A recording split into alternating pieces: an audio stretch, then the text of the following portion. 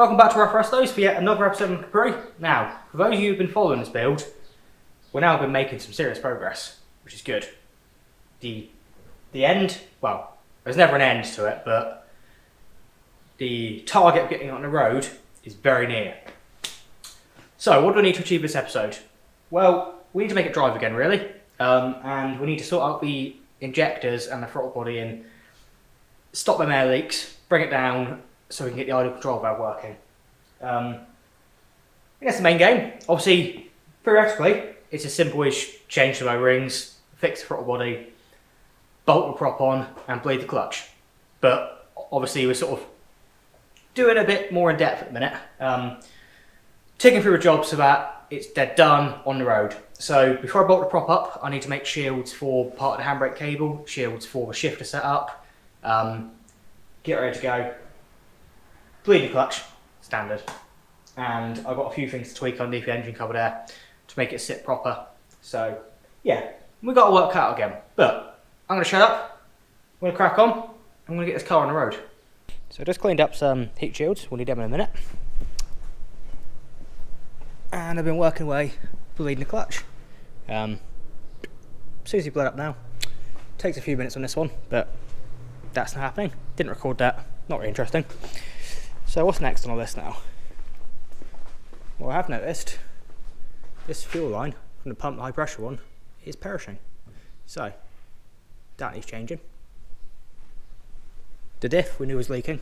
The whole axle's being changed, but that needs fixing still for the time being. So best pop it off, clean it up, and reseal it. Doesn't appear to be leaking from the cover itself, it's just the gasket. So we'll RTV that up, that'll be that sorted. Where it's been parked, we seem to have a binding caliper this side. So let's strip that apart in a minute and work out what's going on there. Joys. And then we can get to pull the exhaust off, fit the heat shields, fit the prop, reseal the thingy, have a good old just general check over this car. It most definitely needs some love, to be honest. Yeah, not ideal, but all in good time. So we'll start at the front, work on my way back until I get a chance one day to do this thing proper. Let's crack on.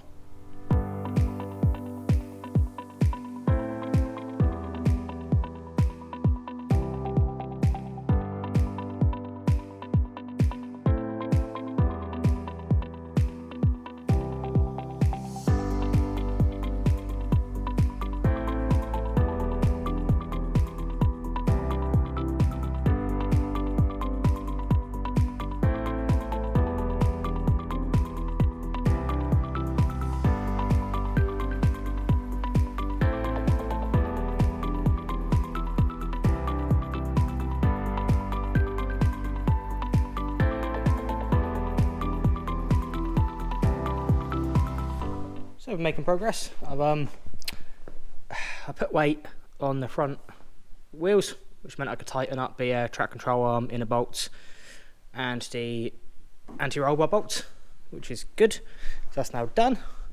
As you may have saw by the time lapse, I sorted out this caliper. Well, I hope I did. We'll find out. Take it up and down the road a little bit and see what happens. If it sticks back on again, we've got issues. If it doesn't, sorted. I've resealed the diff. No idea if it's going to work yet. It's not leaking out yet, and I have put new fluid in there, so that's certainly a good sign, but only time will tell on that one. We'll see. So done that. Tension the handbrake cable back up. I was going to check the gearbox level, but it turns out I need proper fluid for that one, and it needs to be 1.2 litres and all this stuff. I thought it might be leaking because it's wet, but then I remembered that everything underneath that Mercedes was lagged in black oil from the engine. So no, this oil isn't from the gearbox, it is literally just off the other engine. So yeah, we'll see how it goes. I've even roughly reformed that Mercedes heat shield. I'm sure you guys can see it here-ish. It's not good, but it now adds a layer of protection in with all the shifting up there, which is what I needed. So, what's next? Well, I hate these things with a passion, to be honest. But we're using them at the minute. So I best weld up one side of them, because that's one less clamp, one less place to leak. So we'll just weld up both the back sides of these ones, and then we can clamp the front of them. And then we need to reseal at the back here, because as you can see, it's been blowing out because nothing's been sealed.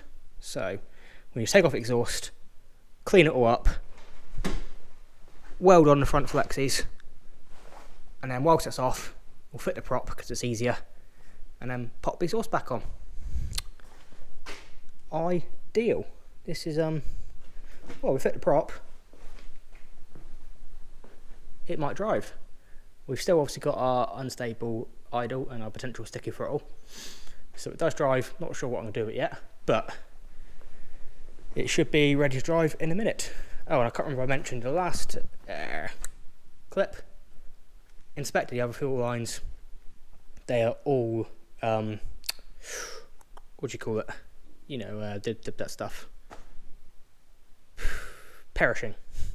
So despite the fact they were good quality, not cheap lines, they all need replacing. So I'm going to have to go order up all stuff to replace all the fuel lines. Oh well, happens.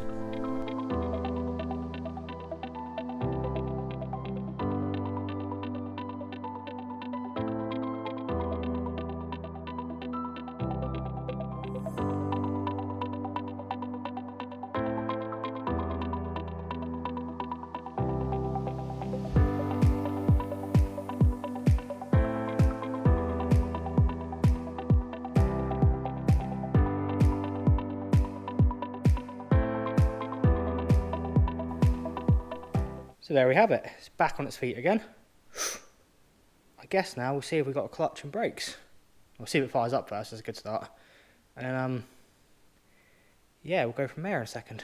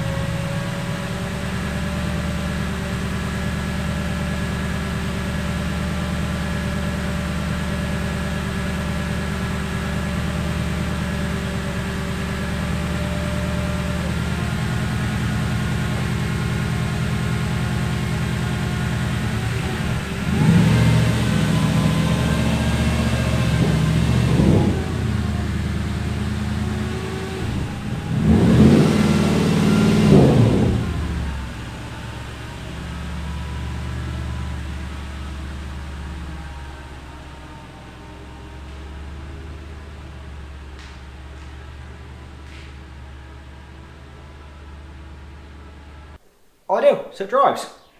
Now, I have got a noise coming through the transmission, which I can't remember being there any day before today. Also, what I've done is bled the clutch and put in the heat shield. So whether it's like a whine from the heat shield, if it's touching and it's just weird harmonics, not sure. But I'm going to get the oil for transmission and then we'll go from there and work it out. And I have got a slight clunk. When you go into reverse and you let off, something is moving to do with the drivetrain. So I'm probably going to have to just put the camera underneath the car and see what's moving. Obviously we know we're not necessarily completely aligned on the prop yet. That's one thing that's way out of my comfort zone and a bit of trial and error. That's what we sussed out yet. Right, when I pulled out there, both radiator hoses started leaking, of course. So the clamps have been adjusted on them and it seems to be fine now. But it went up and down the lane a couple of times. It sounded incredible. It's loud, very loud. But it's progress in the right direction. So it is now driving again. Brakes worked, but there wasn't much feel to them. Haven't actually connected up the vacuum yet, have I? Because I still haven't sorted the vacuum issues on the engine. So that's the next stage, which we'll be doing, well, not for me today, but for you guys in a couple of seconds. So here's where we're at. The car drives excellent. Now that noise from the gearbox or whatever, when I put a clutch in it goes, not sure on yet. So, what I've just done, if you don't know any service history on this gearbox, I've just pulled the fill and drain plug out, drain the oil. Now there should be 1.2 litres of oil in there. I think they come at a factory of 1.5, but they reduced it to 1.2 to make the 1 to 2 gear change better in the cold. And it's essentially I think it's like a 75-80 spec oil or around there. So pull the plug off. Okay. So the drain plug, it's got a fair bit of big metal shavings on it, to be honest. They are quite big. Okay. Obviously, this gearbox may never have been opened, although I'm sure it has because it's got just shy of 2 litres of oil in it. It was up to the fill plug, whereas it shouldn't be. The Merc box isn't an up to the fill plug jobby, it's further down. So that tells me that someone's been playing with it, which I don't like. Now, the one thing that did stand out to me big time was this oil. It smells terrible. Now, for those of you who know what like electrical burning smells like on like a domestic, like a socket or a switch or something like that, it smells a lot like that, like burning plasticky, bakelite-y stuff. So the oil appears to be well and truly cooked, I'd imagine. It's not very clean at all, and it has a texture to it. So that's not a good start. Ain't ideal from what should be quite a reliable gearbox, but also a gearbox that's rather expensive and quite hard to find. Now, I have got another one of these, but not the same, the weaker version, sitting over there, that I bought when we were first building this before I managed to get hold of this one. But I don't want to use it. So I'm going to change this oil a minute. Just going to chuck in some 80-90 back in there a minute, because that's all I've got, and it's better than that. I'm still hoping this noise is release bearing based. I really hope it is. Not transmission spinning based. So next step is going to be put oil in it, start it up, and try and video the release bearing and if the noise is coming from the input shaft spinning or whether it's coming from the release bearing making a noise. Wish me luck. But this isn't ideal. I don't want to be going backwards steps. Oh, and also looking at that flexi might be leaking as well. Oh no, that's probably just me painting it, to be honest. Hopefully. Okay, well, let's see how bad this is. So, no such luck with the gearbox. Gonna take it on one more drive at some point, and that'll confirm if it's the release bearing or the gearbox itself. It's a bit of a pain. So, next step of that really would be check that, and then if I'm still unsure, take the gearbox out. Obviously, spin the release bearing, spin the input shaft, spin the output shaft, and just see what noises we get. But because I can't be asked to take it out now because it's only just gone in, let's jump on to the issue of the air and see if we can get one issue sorted maybe. So let's pull this fuel rail off a minute and get all these O-rings changed.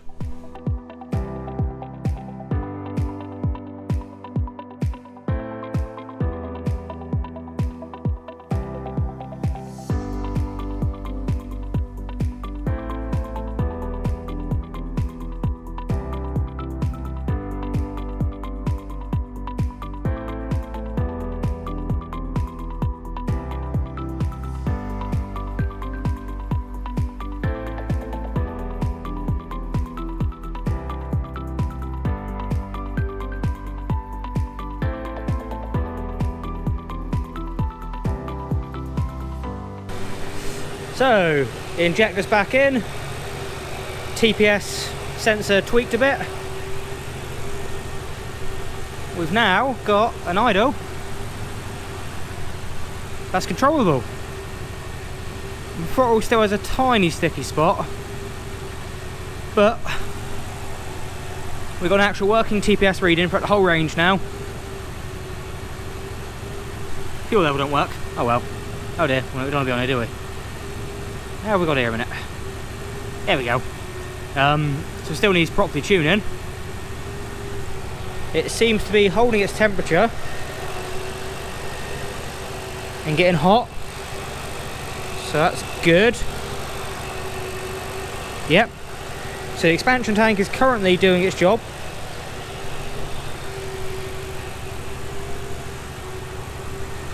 And it's sitting there where I want it ish, so that's a good sign, which means we can soon get to be doing the tuning. Is the gearbox still noisy? Yes. Yeah, we dip the clutch. What have we got? Yeah, that noise gone. That's annoying. But it is what it is. So I'm pretty happy with that.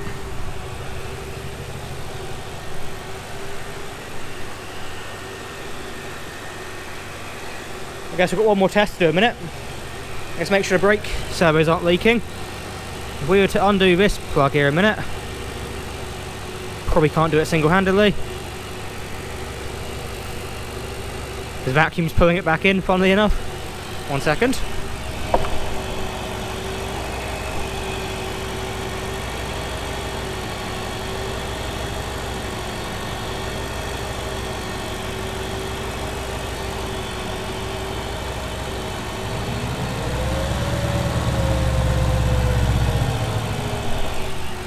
Perfect. So you heard there the idle went up as it charged the brake vacuum, and then it settled back down again.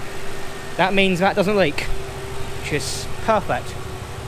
So now we've got brakes as well. Ooh, bit by bit.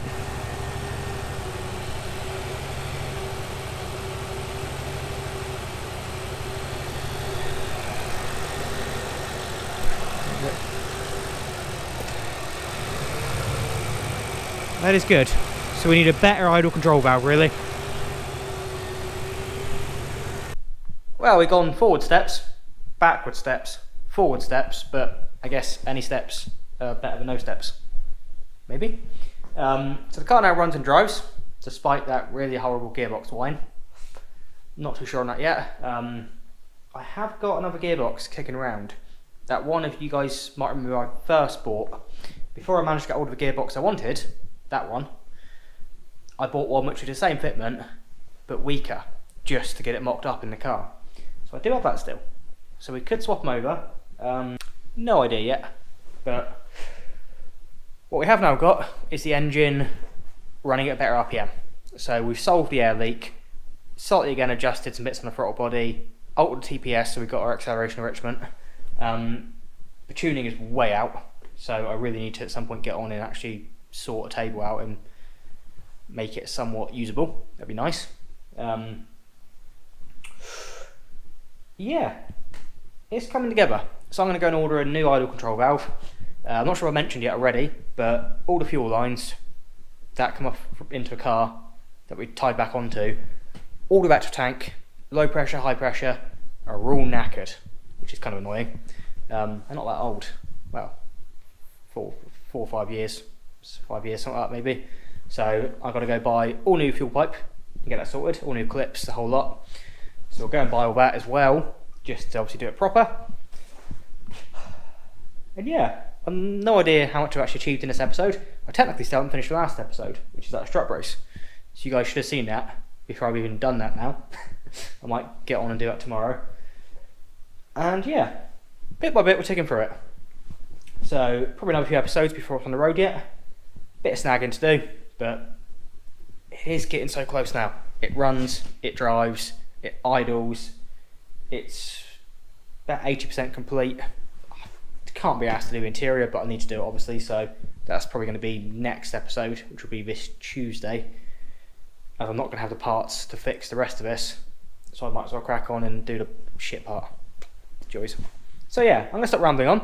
Thank you guys for watching, really appreciate all support on this series. Obviously if you're new to this, then there's plenty of videos on the Capri, plenty on all the other cars. Why not drop back, take a look, drop a video like if you like it, drop a comment if you got anything to say, why not? And yeah, subscribe for more. With any luck, I'll see you again next time. I've been Jordan.